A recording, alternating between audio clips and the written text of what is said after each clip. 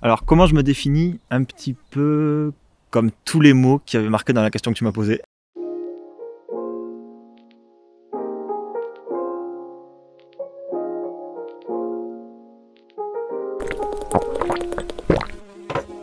Merde. Micheline, viens voir. Alors le mec est créatif, c'est un youtubeur. Et le mec c'est un nomade. Donc le mec c'est un drogué, c'est un crado. En plus il est riche et c'est un branleur quoi. Ah, en plus c'est un parapentiste. Il vole quoi, c'est un voleur. Comme ça, si vous n'êtes pas déjà assez volé comme ça. Comment je me définis? Alors, je donnerai trois critères. Solitaire, créatif, un petit peu aventurier. Et du coup, en fait, ces trois critères, ils ont fusionné. Et ils ont fait que j'ai fait ce Tour de France en fourgon. Et en fait, tout simplement parce que le côté solitaire a fait que j'ai voulu partir seul pour me retrouver seul, pour pouvoir apprendre sur moi-même, me développer personnellement, apprendre à me connaître en fait. Le côté créatif, en fait, c'est le fait de pouvoir faire du parapente, de pouvoir laisser aller mon imagination, le fait de pouvoir créer, comme par exemple toutes les vidéos que je fais ou toutes les photos de panneaux, etc. Et mon côté aventurier parce que j'aime bien sortir de ma zone de confort. Et bon, quand t'es en van, c'est inévitable, t'es complètement en dehors de ta zone de confort parce que des fois il fait froid, des fois il fait chaud, des fois t'as pas tout à proximité, et puis t'es dans un endroit tout petit, enfin voilà, c'est... Donc en fait, les trois mots, c'est ça en fait, aventurier, créatif et solitaire. Mon secret, la coque. Ici, viens voir, regarde, c'est ce que je te disais. Il vient de dire qu'il prend de la coque.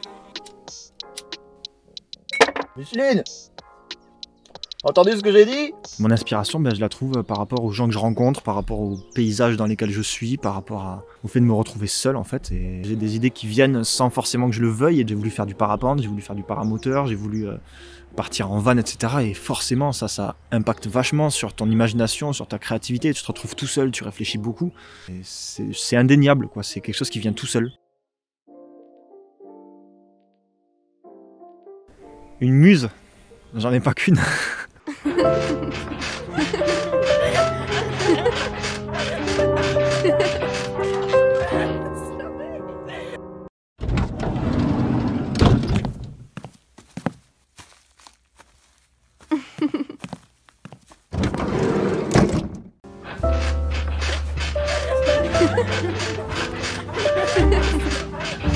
Non, alors une muse, putain, c'est... Enfin, une muse comme question, c'est compliqué. En fait, toutes les questions que tu poses, elles sont compliquées. Quand je fais mes vidéos, quand je fais mes créations, mon fil directeur, c'est l'humour. J'ai du mal à faire quelque chose de sérieux. J'ai envie de faire des vidéos qui font rêver, qui sont belles et où il n'y a pas d'humour, vraiment qui font juste rêver. Et c'est un de mes projets d'ailleurs.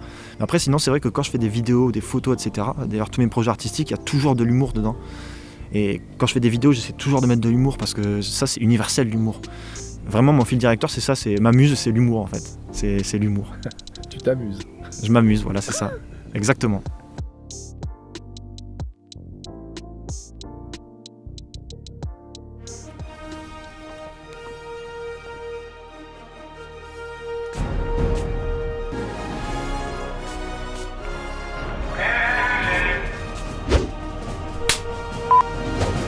Et surtout, n'oubliez pas, mettez un pouce bleu.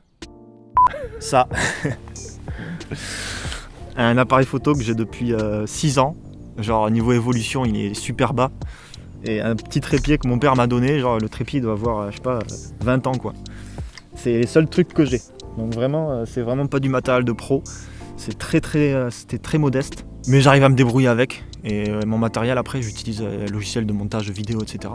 Et pour filmer, j'utilise que ça. Et un petit micro-cravate. Et après, l'outil le plus important, c'est quand même l'imagination. Hein. L'imagination, la créativité, l'évolution. Et surtout, quelque chose de très important, c'est accepter le fait d'évoluer, accepter le fait de faire des erreurs et essayer de s'améliorer. Quand tu fais une vidéo et que tu la regardes et que tu te dis « Ouais, il y a ça qui me plaît pas », faut pas se dire « Ouais, mais c'est mon truc ». Il faut se dire « Ça me plaît pas, je vais essayer de l'améliorer ». Donc il y a ça aussi, c'est la remise en question. Combien de temps ça me prend? Et surtout, n'oubliez pas, mettez un pouce bleu. Coupé. Ok, c'est bon, c'était merdique, on la garde. Le stagiaire, on l'a vu dans une demi-heure, donc tu fais le montage. Allez, au boulot, tout le monde. Combien de temps ça me prend? et ben ça me prend tout mon temps. Honnêtement, ça me prend tout mon temps. Voilà.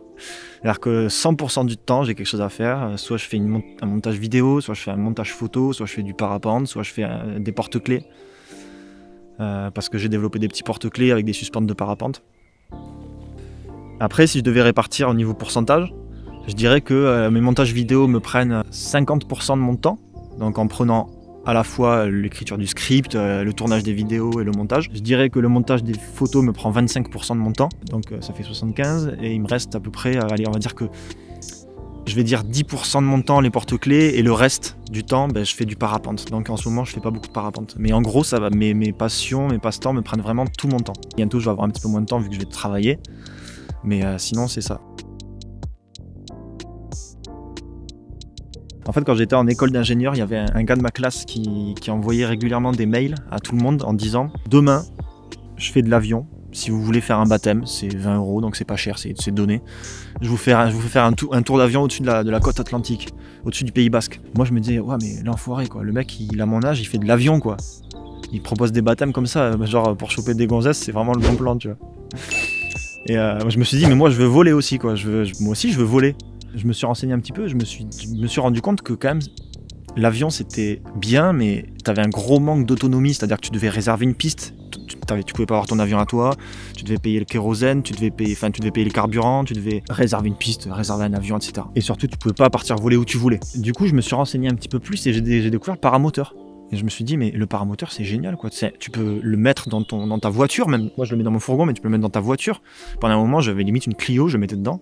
Tu peux aller décoller d'un champ, t'es vachement autonome. C'est génial, c'est ce qu'il me faut. Donc, j'ai passé le brevet paramoteur. Une fois que je faisais du paramoteur, quand j'étais en l'air, j'éteignais le moteur. Parce que j'aimais bien entendre le bruit du vent et me sentir vraiment voler, être libre. Et ça, c'était génial, je le faisais tout le temps.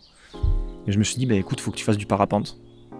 Donc je me suis mis au parapente, j'ai suivi une formation de parapente et je me suis mis au parapente et puis en fait j'ai pas regretté parce que depuis je préfère même le parapente au paramoteur très clairement. C'est magique le parapente, c'est magique, c'est ouvert à tout le monde et si ça vous tente il faut vous lancer quoi.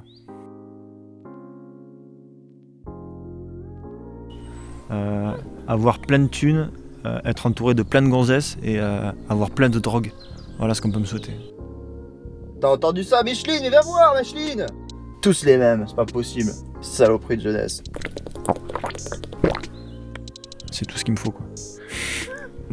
Non, ce qu'on peut me souhaiter juste, c'est... franchement... juste... je sais pas trop quoi répondre à cette question. Parce que là, honnêtement, moi, j'ai pas besoin d'avoir l'impression d'avoir besoin de quelque chose. Je suis hyper heureux d'avoir toutes ces passions, d'avoir tous ces passe-temps. Vraiment, je suis super heureux de ça. Vraiment, si on pouvait me souhaiter quelque chose, ça serait de pouvoir vivre de mes passions. Voilà, ça serait vraiment la seule chose. Même si je travaille, que je fais un boulot qui me plaît ou qui me plaît pas forcément à côté, je sais que j'aurai mes passions à côté qui seront mon carburant. Mais vraiment, si c'est le summum de la chose, ça serait vraiment de pouvoir vivre de mes passions et pouvoir pratiquer mes passions tout le temps. Ce que je fais actuellement, finalement.